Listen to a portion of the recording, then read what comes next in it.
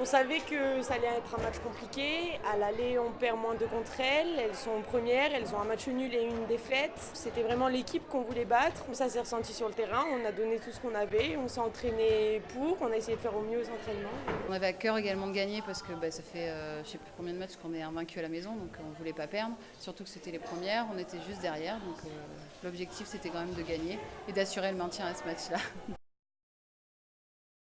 Ça a été un match compliqué, on fait beaucoup d'erreurs, il y a plusieurs phases où on passe au-dessus à plus 5, après elles reviennent à égalité, on repasse au-dessus, niveau arbitrage ça a été un peu compliqué. Les points forts en première mi-temps, ça a été la défense. On bascule au bout de 30 minutes avec seulement 11 buts pris, notamment en coupant cette relation de leur base arrière avec leur pivot. Trop d'échecs sur les montées de balles. On perd 5 à 6 ballons bêtement en le donnant à l'adversaire alors qu'on n'était pas spécialement pressé.